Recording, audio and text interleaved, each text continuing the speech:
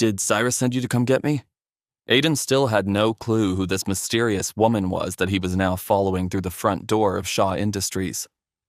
All he knew for sure was that she had helped him get away from Shane and his men without having to start a bloodbath. Who? Was all the woman said in reply. Cyrus, Aiden repeated. He owns this company? Oh, you mean Mr. Shaw? The woman replied as they reached the elevators. That's what his employees call him. It might do you some good to remember that. I didn't mean any disrespect, Aiden assured her. He's an old friend of the family. Mm-hmm. The two of them were alone in an elevator, but the woman barely acknowledged him. She doesn't seem to like me very much. Is she judging me based on my appearance? Aiden wondered. I'll have to fix that.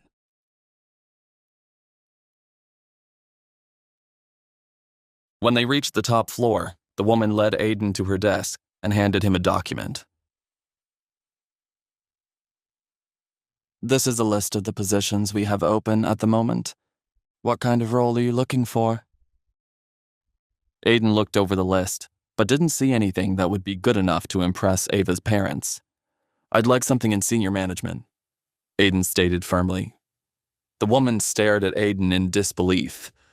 But we don't have any open senior management positions at the moment. I can't give you a role that's already occupied now, can I? Aiden didn't like the way this woman was speaking to him. After all, Shaw Industries was part of the Tiger Group, and at the end of the day, that meant it was his company. I have to keep my identity secret for now, but that doesn't mean I'm going to let this snooty secretary boss me around. What's your name?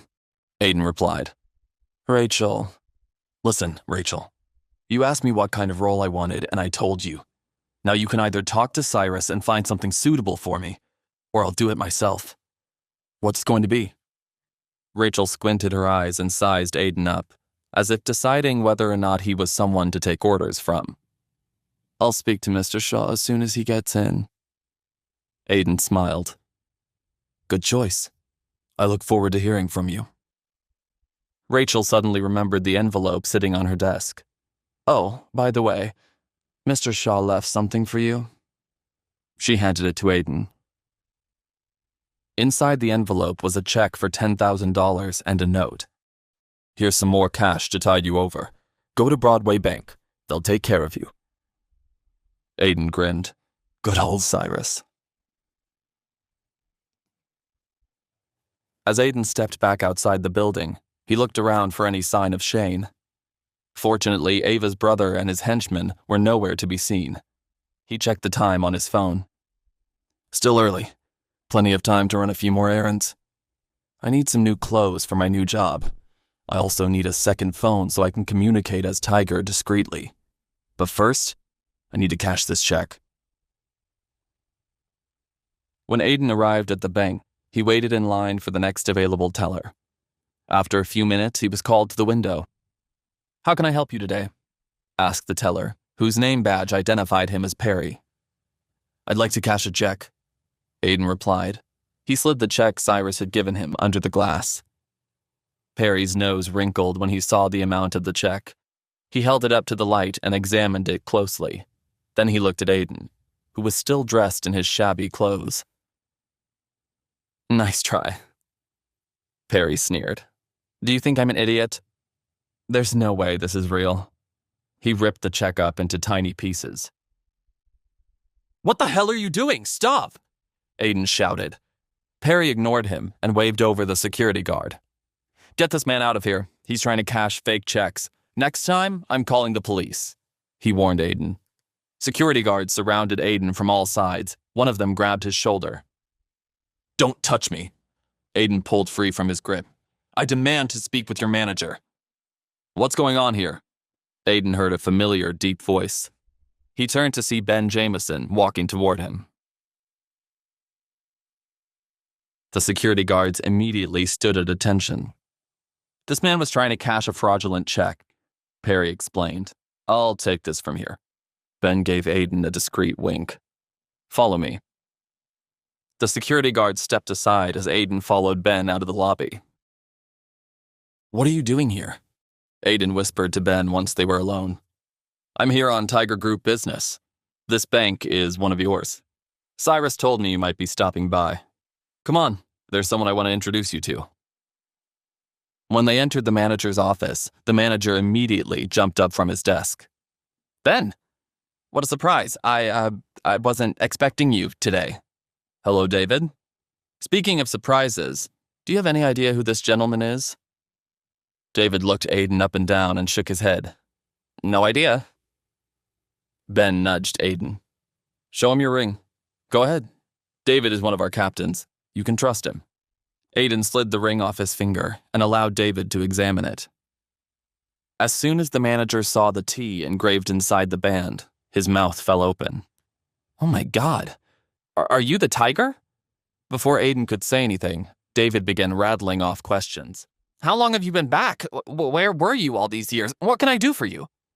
Take it easy, David. No one else can know he's here. Ben warned. He's operating behind the scenes until Maximilian gets back, but Cyrus thought you should know. This way, when it's time to announce his return, we'll be ready. David nodded. Understood. You can't be too careful these days, especially with a spy inside our ranks. Aiden cocked an eyebrow. You know about the spy? Of course. All the captains know. David explained. There are more of you? How many captains does the Tiger Group have? Aiden asked. You already know about Cyrus, Ben, and Maximilian. Then there's me, Yvonne, Parker, and Laura.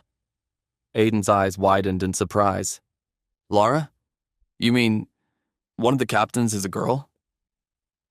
Ben laughed. Laura is not a girl. She's more like a force of nature. There's not a single man in the Tiger Group who could defeat her. Be careful with that one. Your father and Laura's mother were friends, David added. When her mother passed away, Laura took her place. Aiden was intrigued. I look forward to meeting her. Be careful what you wish for, Ben warned. Anyway, now that you're back, please let me know if there's ever anything I can do for you, Tiger. David offered. There is one thing I could use your help with, Aiden replied. I came here to cash a check, and your teller ripped it up into pieces. David's mouth fell open. What? Why? He made an assumption based on my appearance and accused me of fraud. Sounds like one of your employees needs to be taught a lesson, Ben suggested. David's eyes flickered with rage. Wait right here.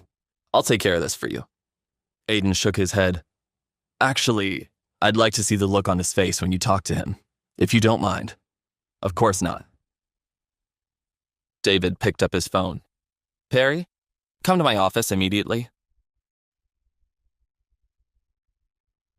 A few seconds later, Perry burst through the manager's door, gasping for breath.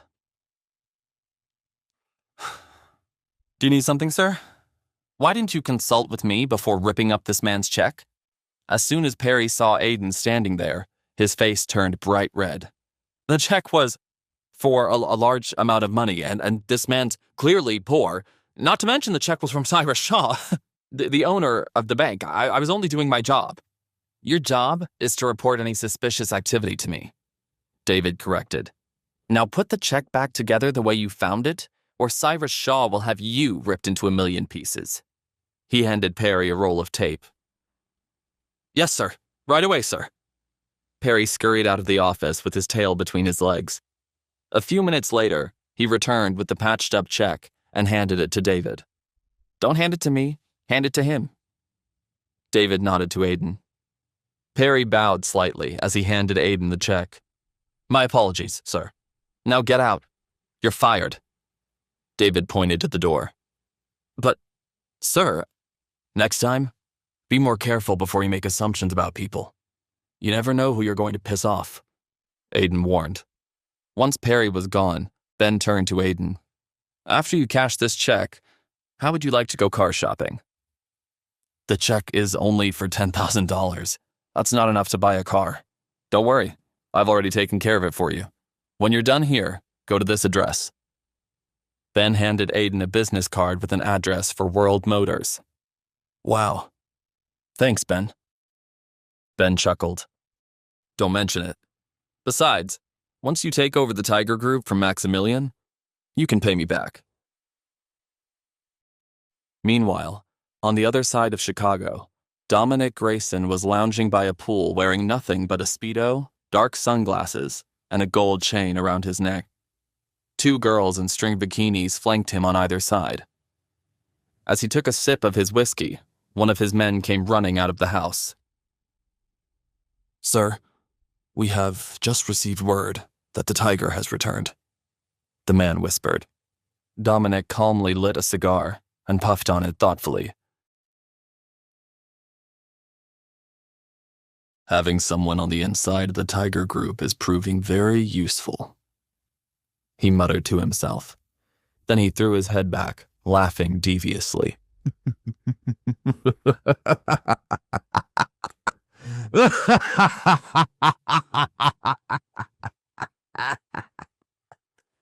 Who is the spy inside the Tiger Group, and how much have they already revealed? How did Dominic learn of Aiden's return, and what does he plan to do next? Wait, that's not the end. You've just had a free taste. Now get the full story on the Pocket FM app, link in description. Check out our next video and playlist, and don't forget to like, share, and subscribe.